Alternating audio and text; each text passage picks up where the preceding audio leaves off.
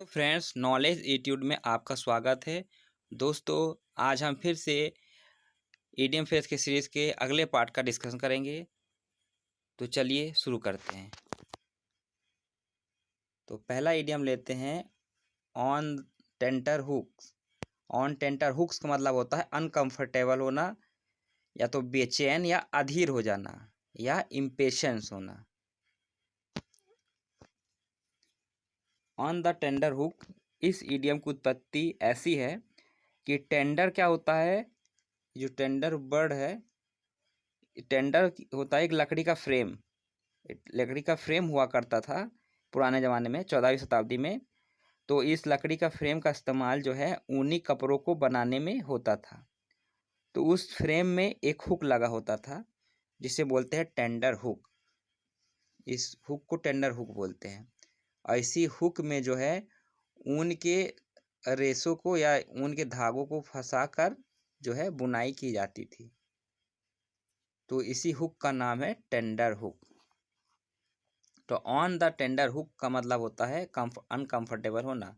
अगर मान लीजिए किसी को ये हुक चुभो दिया जाए या पिंच कर दिया जाए तो क्या होगा, उसको पेन होगा और वो अनकंफर्टेबल हो जाएगा, या बेचैन हो जाएगा, या अधीर हो जाएगा। अगला है on the blink of disaster. On the brink of disaster. On the brink of disaster means होता है विनाश के कगार पर, या a point very close to complete ruin. Brink means होता है कगार पर या तट या किनारे पर होना। और डिजास्टर मीन्स क्या होता है, आपदा। तो मतलब आपदा के तक किनारे पर खड़े होना, या आपदा के कगार पर खड़े होना। इसका अगर लिटरेरी मीनिंग देखें तो यही होगा। तो आपदा के कगार पर खड़े होना का मतलब क्या होगा, विनाश के कगार पर खड़ा होना, या a point very close to complete रूइन।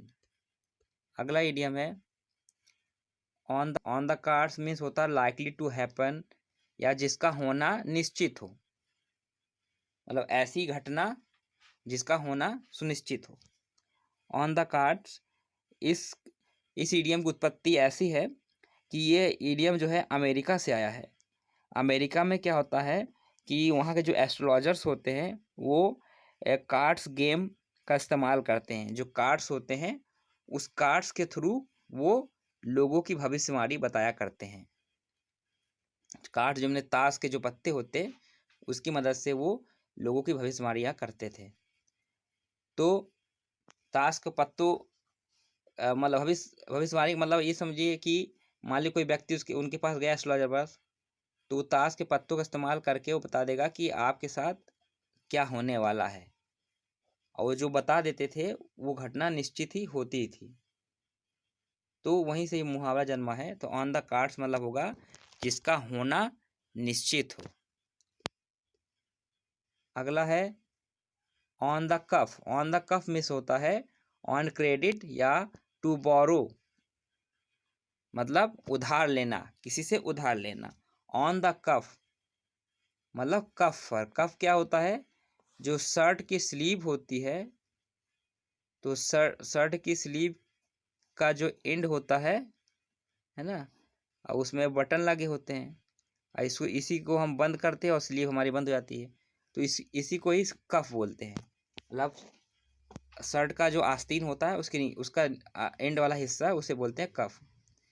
तो इसकी उत्पत्ति ऐसी हुई इस इडियम की कि पुराने समय में जो बार टेंडर्स होते हैं, बार टेंडर्स मतलब जो शराब का जो शराब खाना होता है, तो वहाँ के जो वेटर होते हैं उन्हें बार टेंडर बोलते हैं। तो बार टेंडर के पास जो है एक ऐसा कफ होता था, रिमूवेबल कफ, मतलब बहुत हार्ड कफ लगाते थे। आप एक हार्ड कफ लगाते थे अपने शर्ट पे, वो अपने शर्ट पे उस कफ को लगा लेते थे। तो ये कफ बहुत हार्ड होता था। और इस कफ में क्या होता था, जो भी सर्विस चार्जेस होते हैं वो लिखे रहते थे। मान लीजिए कोई कस्टमर आया और उसने कुछ सर्विस ली, शराब पिया और जो भी चीज़ उसने खाया, जो बिल होता है, तो उस बिल को या उस चार्जेस को वो वेटर जो है बारटेंडर उस कफ में लिख देते थे। और मतलब उसमें चार्जेस लिखे होते थे कि वहाँ की जो सर्विस उस बार में दी जाती है, कौन सर्विस के क्या क्या चार्जेस है, क्या क्या शुल्क है उसमें लिखा होता था। मतलब you can say menu card, मतलब इस कप को मेन्यू कार्ड की तरह इस्तेमाल किया जाता था। तो इसका मतलब ये होगा कि जो इसमें कॉस्ट, जो इसमें रेट लिखा है वो रेट आपको पे करना है अगर आप उस सर्विस को लेना चाहते हैं तो वहीं से यह मुहावरा आया है। ऑन द कफ मतलब होता है उधार लेना। अगला है on the level. On the level means होता है ईमानदार या कानून सम्मत। इंग्लिश मीनिंग देखें तो ऑनेस्ट या लीगल होना, ईमानदार होना या कानून सम्मत होना। On the level, level means क्या होता है? लेवल मतलब स्टैंडर्ड होना, मतलब मानक, जो मानक है उस मानक पे पर खरे उतरना। और इस इडियम का अगर उत्पत्ति देखें, इसका ओरिजिन देखें तो ऐसा है कि कारपेंटर द्वारा एक टूल इस्तेमाल किया जाता है जिसे बोलते हैं लेवल। उस लेवल टूल का इस्तेमाल करके वो लकड़ी, जो जो लकड़ी वो काटते हैं तो उस टूल की मदद से काटते हैं जिससे कि लकड़ी एकदम मेजरमेंट एकदम सही रहे, मेजरमेंट के हिसाब से लकड़ी कट जाए ताकि लकड़ी गलत ना कटे, नहीं तो फर्नीचर बेकार हो जाएगा। तो ये लेवल जो हो इस्तेमाल करते थे वो सत्यनिष्ठता या इंटीग्रिटी का प्रतीक होता है। तो वहीं से यह मुहावरा आया है। तो ऑन द लेवल मीन्स होता है ईमानदार या कानून सम्मत होना। अगला है on the same page. On the same page means होता है किसी के समान ज्ञान होना या किसी के समान समझ होना, या multiple people having the same understanding. मतलब बहुत सारे लोग जो मान लीजिए है इकट्ठे हुए हैं और उन सभी लोगों की जो समझ है, जो अंडरस्टैंडिंग है वो एक जैसी है, मतलब सबकी सोच एक जैसी है उन लोगों की। तो ऑन द सेम पेज, इसको आप ऐसे समझ सकते हैं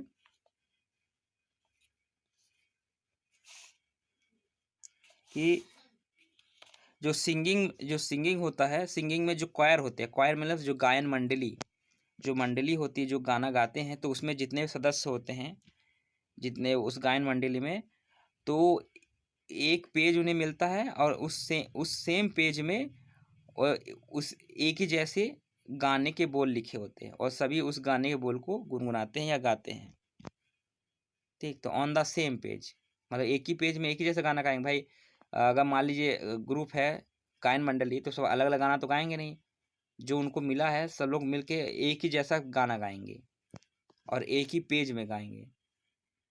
और दूसरा रीजन ऐसा हो सकता है कि जो क्लासरूम होता है, क्लासरूम में टीचर जो जब आते हैं क्लास में, जैसे मान लो उनको कोई चैप्टर पढ़ाना है तो क्या करते हैं, वो कहते हैं कि ये फलाने पेज नंबर को ओपन करिए, इस पेज नंबर को ओपन करिए, अब उसको आप सभी लोगों को पढ़ना है, इसको समझना है।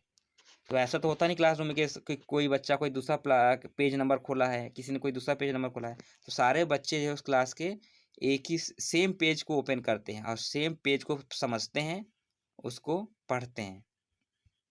तो मतलब सबकी समझ उस समय एक जैसी हो जाती है क्योंकि सभी लोग, सभी बच्चे स्टूडेंट सेम पेज को पढ़ते हैं। तो ऑन द सेम पेज मतलब यही होगा कि किसी के समान या समझ, किसी के समान ज्ञान होना या समझ होना। अगला है on the spur of movement. इसका मतलब होता है to do something without thinking या विदाउट प्लानिंग, या बिना किसी योजना के कोई कार्य करना, मतलब बिना प्लानिंग के कोई कार्य करना। तो on the spur of movement,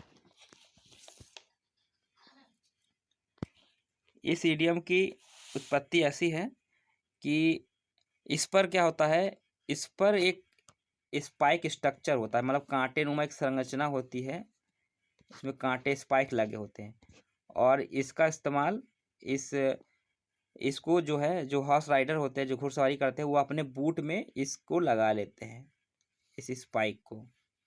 ठीक, इस स्पाइक को बूट में लगा लेते हैं और जब हॉर्स राइडिंग करते हैं तो बूट से घोड़े को क्या करते, हिट करते हैं और ये स्पाइक जो है, ये कांटा जो है घोड़े को चुभ जाता है और घोड़ा जो है तेजी से भागने लगता है, जिससे कि घोड़ा क्या होता है, तेज भागता है क्योंकि इसको हिट करेंगे तो वो तेज भागेगा। तो वर्ष 1500 के आरंभ में इसका अर्थ जो है मतलब वर्ष 1500 के आरंभ में इस इडियम का रूप इस तरह था, on the spur. On the spur के रूप में इस्तेमाल होता था इडियम का। ओरिजिनल मतलब जब उत्पत्ति हुई थी ऑन द स्पर के रूप में इस्तेमाल होता था। इसका मतलब होता है अत्यंत जल्दबाजी करना। तो बाद में वर्ष 1800 में इस मुहावरा का रूप on the spur of the movement हो गया, जिसका अर्थ होता है बिना पहले से सोचे कोई कार्य करना। तो अगला है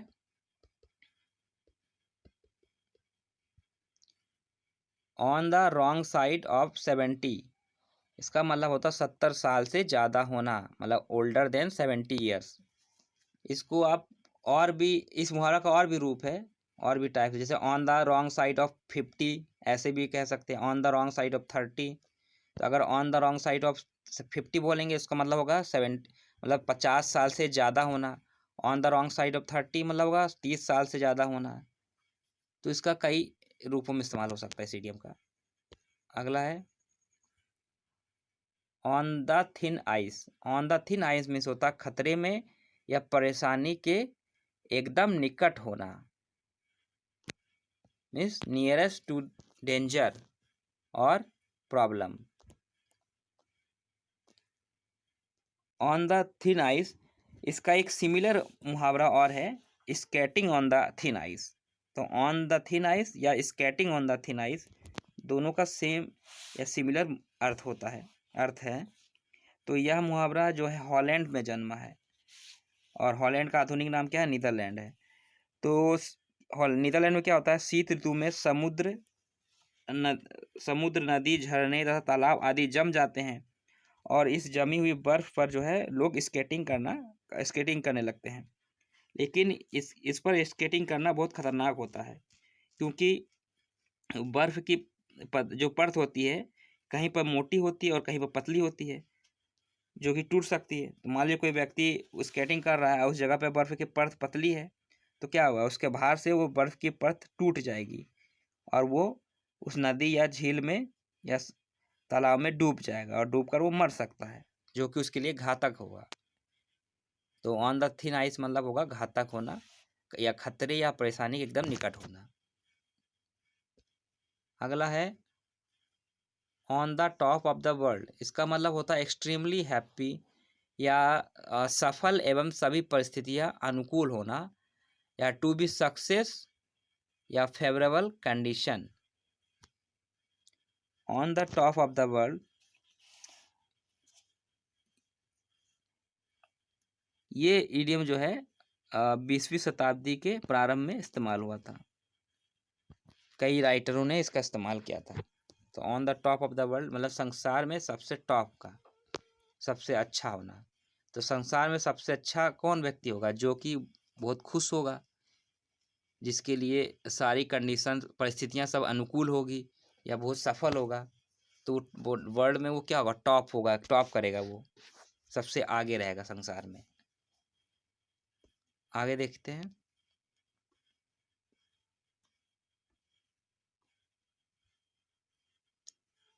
on one's toes. On one's toes means होता है अलर्ट रहना या रेडी टू एक्शन, या चौकन्ना, एकदम तैयार होना कोई काम करने के लिए।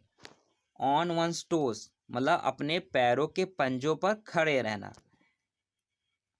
तो अगर कोई व्यक्ति अपने पैरों के पंजों पर खड़े रहेगा तो उसका मतलब क्या होगा? तो लोग उसे कहेंगे कि तुम एकदम घुड़सवार होकर आए हो। कहते हैं ना कि जैसे कि वो कोई इंसान एकदम बहुत जल्दबाजी करता हो, कहता है घुड़सवार होकर आए हो एकदम से।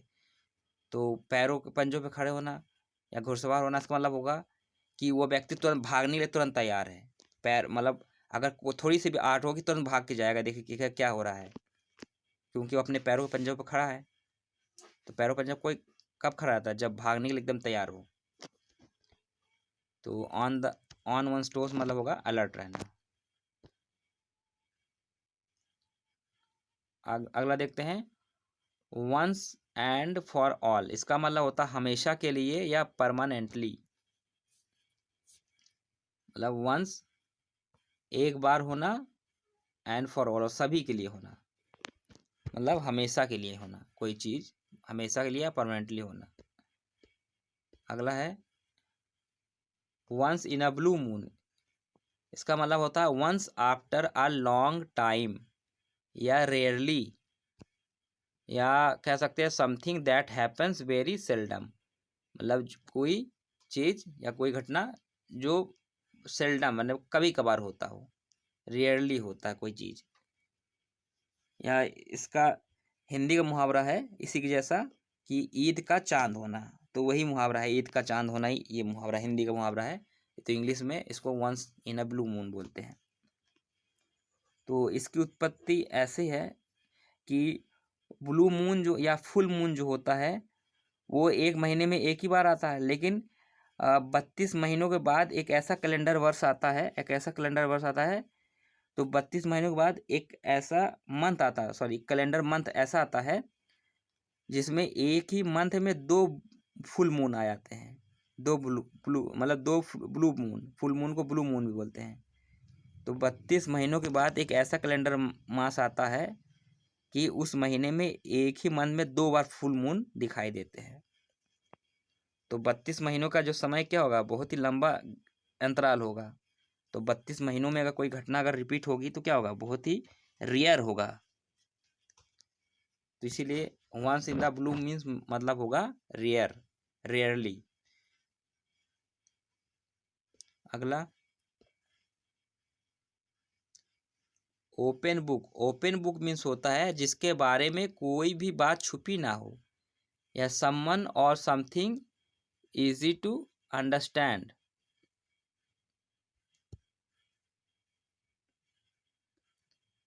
Someone or something easy to understand, मतलब कोई व्यक्ति या कोई वस्तु इसे समझना बहुत ही आसान हो। इसको आप ऐसे समझ सकते हैं कि मान लीजिए कोई बुक रखी है वो बंद है, अगर बुक बंद है तो उसको पढ़ना मुश्किल होगा, उसके अंदर क्या चीज़ें लिखी है, कौन सा राज छिपा है, ये नहीं समझ सकते हैं।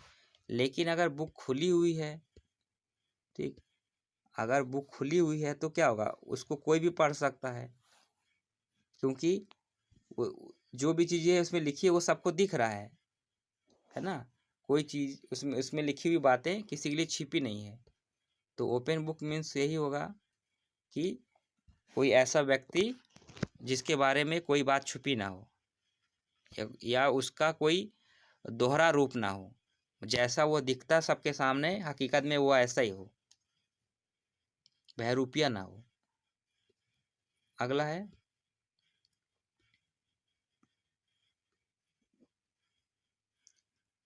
अदर फिश टू फ्राई, इसका मतलब होता है having more important things to do, या ध्यान देने लायक कोई अन्य काम, मतलब एक काम को इम्पोर्टेंस ना देकर किसी दूसरे काम को इम्पोर्टेंस देना। अदर फिश टू फ्राई मतलब दूसरी फिश, फ्राई करने के लिए कोई दूसरी फिश ले ढूंढना, जो फिश आपके पास रखी है उस फिश को छोड़कर किसी दूसरे फिश को फ्राई करना। तो मतलब उस फिश को इम्पोर्टेंस ना दे, किसी दूसरे फिश को इम्पोर्टेंस दे रहे हैं। तो उसका अर्थ ये होगा कि ध्यान देने लायक कोई अन्य काम, एक चीज को इम्पोर्टेंस ना देकर किसी दूसरी चीज को इम्पोर्टेंस देना। अगला है आउट एंड आउट, इसका मतलब होता है पूरी तरह या कंप्लीट और इन एवरी वे। अगला है आउट ऑफ डेट, इसका मतलब होता है ओल्ड फैशन या अप्रचलित होना या पुराना होना। आउट ऑफ डेट मतलब डेट से बाहर हो जाना, डेट मतलब प्रेजेंट टाइम, जो डेट यहाँ डेट का मतलब है प्रेजेंट टाइम जो चल रहा है इस समय। तो प्रेजेंट टाइम से बाहर हो जाना मतलब वो चीज़ें पास्ट में चली जाना। तो पास्ट में चले जाना मतलब क्या होगा कि पुराना हो गया है, मतलब वो प्रचलन से बाहर हो चुका वो चीज़। अगला है out of character, out of character means होता है स्वभाव के विपरीत होना या अनलाइक वंस यूजुअल बिहेवियर, मतलब जो यूजुअल बिहेवियर है, जो समान व्यवहार है उससे अलग का व्यवहार, उससे अलग व्यवहार करना। तो इसको आप ऐसा समझ सकते हैं कि out of character, character means क्या होता है, चरित्र या किसी व्यक्ति का कैरेक्टर या चरित्र हो, या उसका बिहेवियर, मतलब किसी व्यक्ति का जो बिहेवियर या जो उसका जो चरित्र है, उस चरित्र से बाहर आ जाना।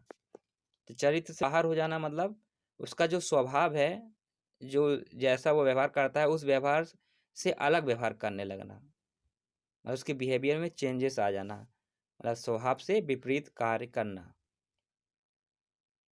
अगला है out at elbows. Out at elbows means होता है बियरिंग शेबी क्लॉथ या बियरिंग बॉर्न आउट क्लॉथिंग, या हिंदी में देखे तो फटा चिटा कपड़ा पहनना, फटे पुराने कपड़े पहनना। तो ऐसे कपड़े पहनना जहाँ से उसकी एल्बो दिखने लगे। मान लीजिए कोई फुल स्लीव की शर्ट है, तो अगर एल्बो यानी कोहनी के पास से अगर फट जाए तो क्या होगा, उसकी कोहनी दिखने लगेगी। क्यों दिखने लगेगी? क्योंकि वो शर्ट फट गया है। तो आउट एट एल्बोज मतलब उस शर्ट, फटी हुई शर्ट से उसकी एल्बो दिख रही है। अगला आउट ऑफ हैंड, इसका मतलब होता है आउट ऑफ कंट्रोल या अनियंत्रित हो जाना। यह मुहावरा जो है या ईडियम जो है, ये हॉर्स राइडिंग से लिया गया है। हॉर्स राइडिंग में जो हॉर्स राइडर्स होते हैं, वो घोड़े की लगाम को अपने हाथों में लिए रहते हैं और उस लगाम से ही घोड़े को कंट्रोल करते हैं। लेकिन अगर घोड़े का लगाम जो है आउट ऑफ हैंड हो जाए, मतलब हाथ से छूट छूट जाए लगाम, तो क्या होगा, वो घोड़ा जो है आउट ऑफ कंट्रोल हो जाएगा, उसके नियंत्रण से बाहर हो जाएगा हॉर्स राइडर के। तो आउट ऑफ हैंड मीन्स होगा आउट ऑफ कंट्रोल होना या अनियंत्रित हो जाना। अगला है आउट ऑफ वंस बिट्स। इसका एक सिमिलर इडियम और है, out of one's wits end. Last में इसको एंड लगा दीजिए, इस टाइप का भी इडियम आता है, सिमिलर है।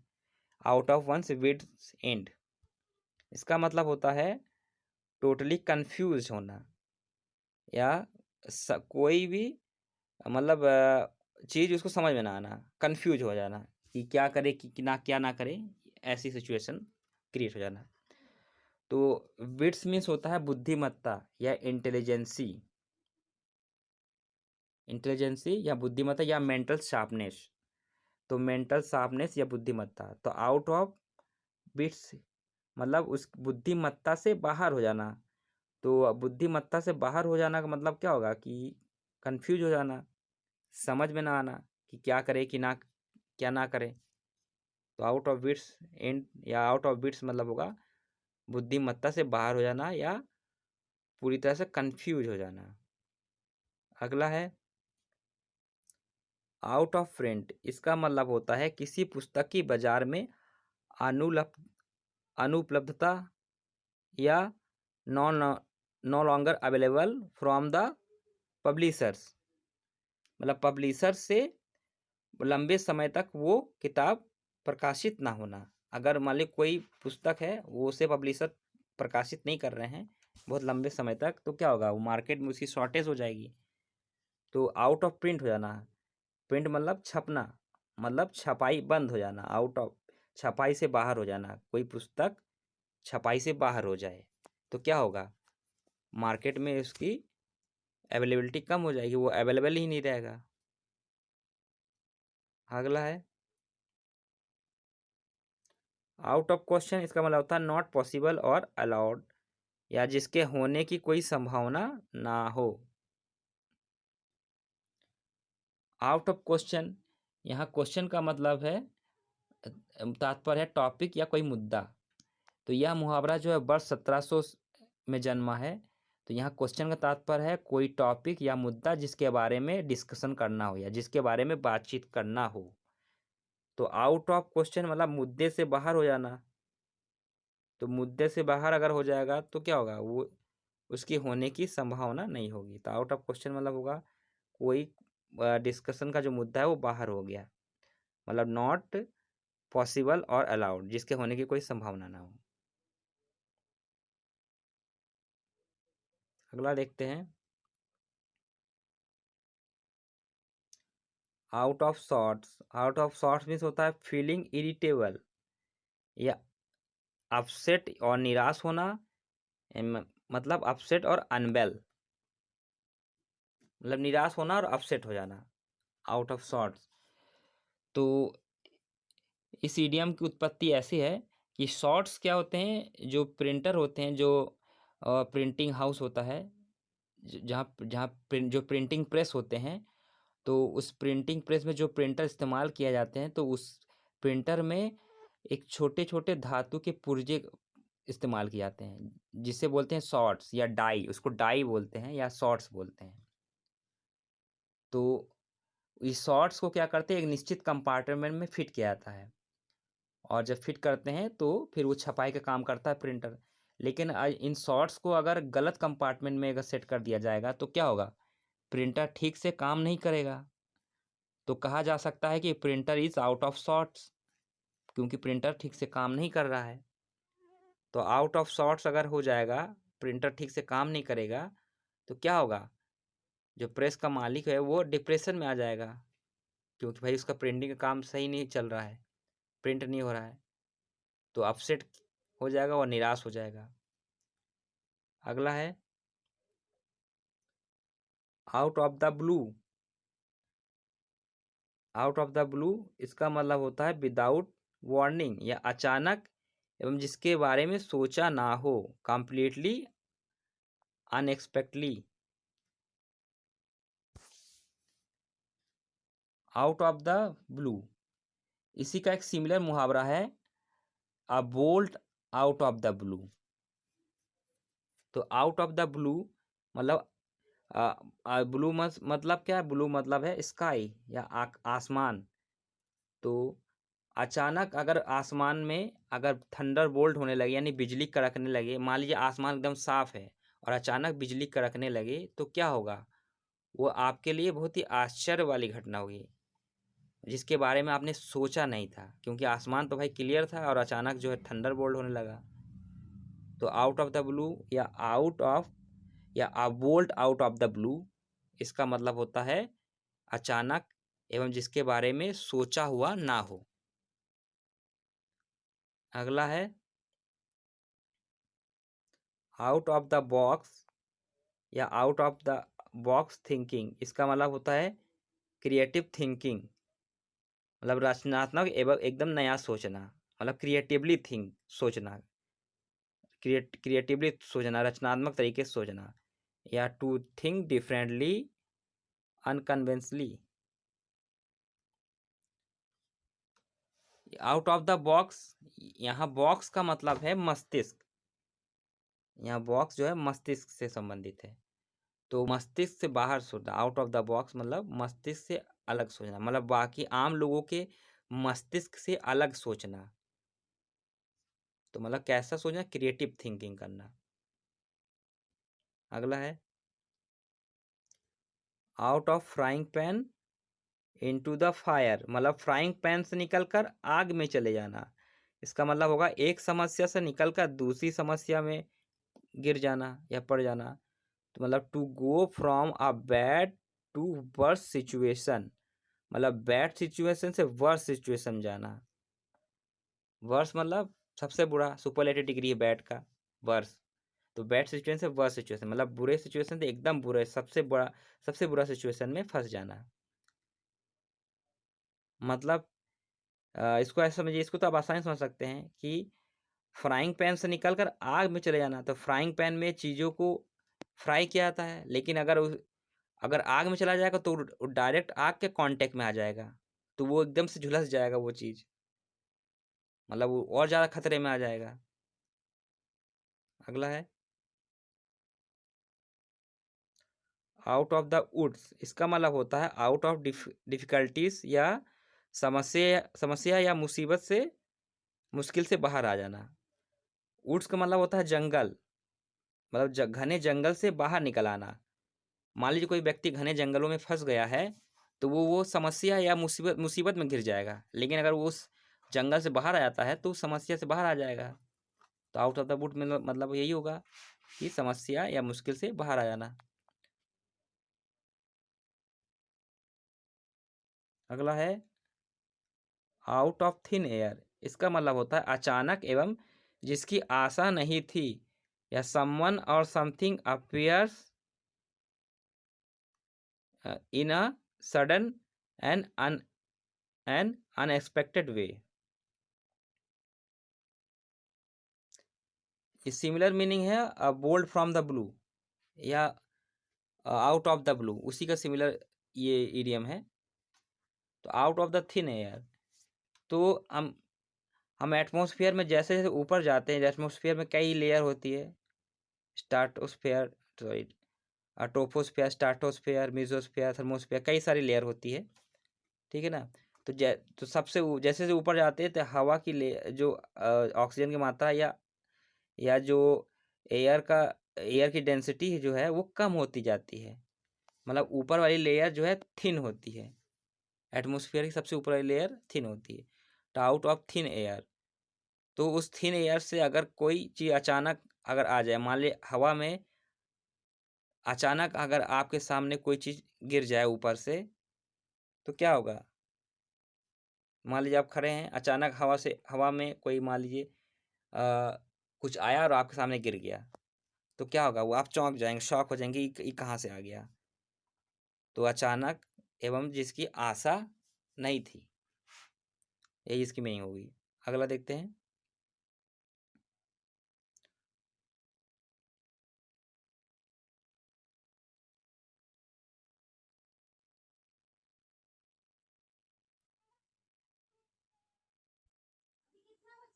अगला इडियम है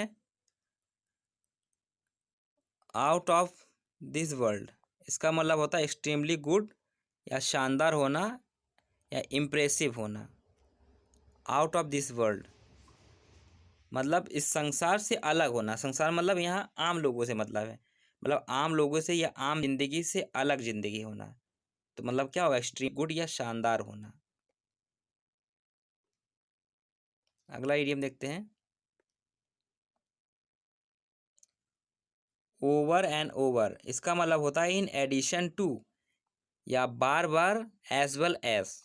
ओवर एंड ओवर मतलब बार बार। ओवर, मान लीजिए कि आप कोई लेयर चढ़ा रहे हैं, दीवार पे पेंट चढ़ा रहे हैं, तो एक एक लेयर आपने चढ़ाई, उसके बाद फिर एक लेयर चढ़ा दी, फिर इसके ऊपर लेयर चढ़ाई, मतलब एक के ऊपर एक लेयर चढ़ाते जा रहे हैं।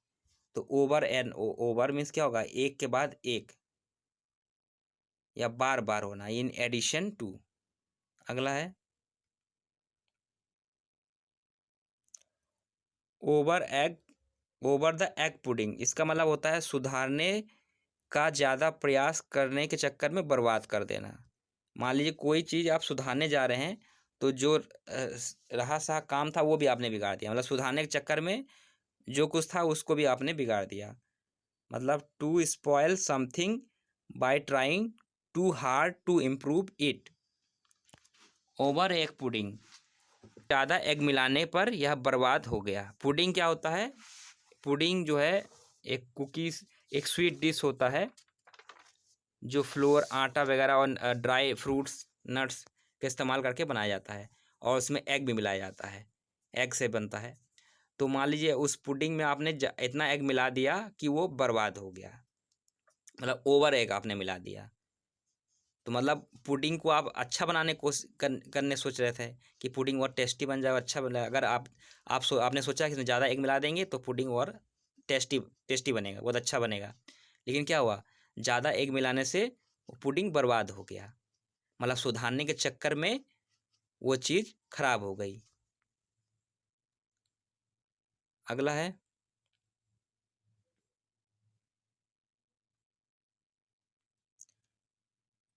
Pain in the neck. Pain in the neck means होता है लगातार परेशानी का कोई छोटा सा कारण, या someone or something that is difficult और annoying हैविंग, यही तक मीनिंग है। समवन या समथिंग दैट इज डिफिकल्ट और annoying।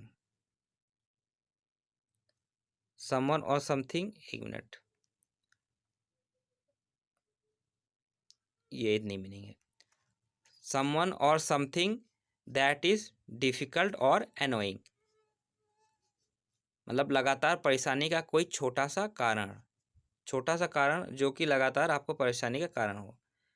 तो पेन इन द नेक, मान लीजिए आपके नेक में पेन हो रही है, हालांकि नेक में पेन होना कोई बड़ी परेशानी नहीं है, नेक में अगर किसी के पेन होगा तो ज़्यादा परेशानी नहीं होगी, लेकिन ये कि लगातार मान ली वो पेन बना हुआ है तो थोड़ा सा आपको परेशान होना पड़ेगा, क्योंकि भाई पेन हो रहा है, बॉडी का पार्ट है आपका।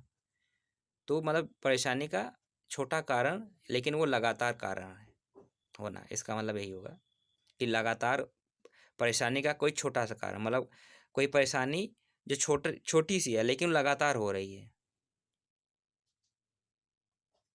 अगला है paddle one's own canoe. Paddle one's own canoe means होता है सेल्फ रिलायंस या स्वतंत्र रूप से काम करना, act without having to depend on anyone.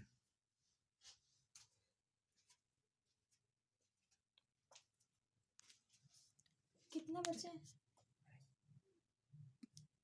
Pedal one's own canoe, तो पैडल मीन्स होता है चप्पू चलाना, तो और कैनोन मीन्स होता है छोटा बोट, एक छोटा बोट जिसका एंड जो है पॉइंटेड है, मतलब आगे इसका नुकीला है।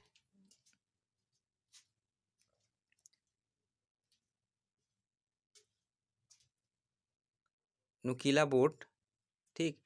तो paddle one's own canoe means होगा अपने बोट का चप्पू स्वयं चलाना। मान लिया आप बोट में बैठे हैं, उसका चप्पू आप स्वयं चला रहे हैं, तो इसका मतलब क्या होगा कि आप स्वतंत्र रूप से काम कर रहे हैं।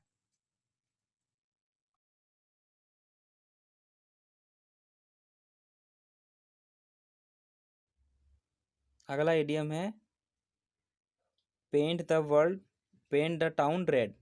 इसका मतलब होता है एंजॉय फ्लैम्बॉयंटली, या बहुत अधिक मौज मस्ती करना, या हंगामा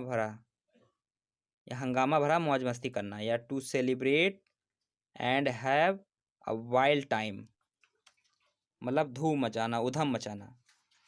तो पेंट द टाउन रेड, इस इडियम की उत्पत्ति जो है, ये इडियम इंग्लिश ऑक्सफोर्ड डिक्शनरी से आया है। तो इंग्लिश ऑक्सफोर्ड डिक्शनरी के अनुसार न्यूयॉर्क सिटी की स्वतंत्रता पर वहाँ के जो यंग बॉयज़ थे, उन्होंने पूरे शहर को फायर क्रैकर से सजाकर लाल कर दिया था, तो वहीं से इडियम आया है। अगला है पेल इनटू इनसिग्निफिकेंस। इसका मतलब होता है इनसिग्निफिकेंस या महत्वहीन हो जाना, अनइम्पॉर्टेंट हो जाना। तो पेल इन द इनसिग्निफिकेंस, तो इसको शब्दों से ही समझ सकते हैं। इनसिग्निफिकेंस मतलब होता है सिग्निफिकेंस का अपोजिट हो जाना, सिग्निफिकेंस का निगेटिव सेंस दे रहा है इनसिग्निफिकेंस, तो इनसिग्निफिकेंस मीन्स क्या होगा, महत्वहीन हो जाना। अगला है पेंडोरास बॉक्स। इसका मतलब होता है समथिंग कॉज ऑफ प्रॉब्लम, या आफत की पुड़िया जो अन्य कई समस्याएं पैदा कर देती है। पेंडोरास बॉक्स, यह मुहावरा प्राचीन ग्रीक की कहानी से आया है। यह कहानी एक कैरेक्टर जिसका नाम पेंडोरा है के बारे में है। उसे उसके विवाह पर एक बॉक्स उपहार के रूप में दिया जाता है और कहा जाता है कि वह उस बॉक्स को ना खोले, लेकिन उत्सुकतावश वह उस बॉक्स को खोल देती है, और जैसे ही बॉक्स को खोलती है तो पूरे संसार में मृत्यु, शैतानी ताकत तथा दरिद्रता आदि फैल जाती है, क्योंकि उस बॉक्स में ये सारी चीज़ें भरी हुई थी। तो इस मुहावरा का इंग्लिश में सबसे पहला प्रयोग वर्ष 1570 में something that that could cause many problem के रूप में हुआ था। अगला है paper tiger. Paper tiger means होता है दिखने में मजबूत पर वास्तव में कमजोर या प्रभावहीन, मतलब one that is outwardly powerful और डेंजरस बट इनवर्डली वीक और इनइफेक्चुअल। मतलब दिखने में, मतलब इसे कहते हैं ना पेपर के शेर, मतलब ऐसा शेर जो पेपर का बना हो, तो शेर क्या होता है, शेर बहुत ही डरावना, बहुत मजबूत होता है, ताकतवर होता है। लेकिन अगर वो शेर पेपर का बना है तो क्या होगा, वो दिखने का शेर होगा, मतलब दिखने में तो बहुत मजबूत और डरावना दिखेगा, लेकिन हकीकत में वो महत्वहीन है, बहुत ही कमजोर है, किसी काम का नहीं है। अगला है part and parcel. Part and parcel means होता है जरूरी एवं अनअवॉइडेबल या एन एसेंशियल और basic element. Part and parcel, तो पार्ट मीन्स होता है कि मान लीजिए कोई मशीन है, उसके पुर्जे। पार्सल, पार्सल मीन्स सामान जो पार्सल करते हैं, कोरियर करते हैं, तो वो सामान जो है पार्सल हो, तो वो भी बहुत इंपॉर्टेंट होता है। और मशीन का जो पुर्जा होता है वो भी इम्पोर्टेंट होता है, क्योंकि पुर्जे के बिना तो मशीन चलेगी नहीं। तो पार्ट एंड पार्सल मीन्स होगा जरूरी होना, जिसके बिना काम ना चलना, अनअवॉइडेबल होना। ओके फ्रेंड्स, आज का इडियम फ्रेज यहीं तक रखते हैं। इसका अगला पार्ट आपको बहुत जल्द मिल जाएगा। उसके लिए आप हमारे चैनल को सब्सक्राइब कर लीजिएगा और बेल आइकन हिट करना मत भूलिएगा। और आपके जो फ्रेंड है उनको शेयर भी कर दीजिएगा, ताकि दूसरों की भी हेल्प हो सके। और लाइक करना भी मत भूलिएगा। So thank you for watching.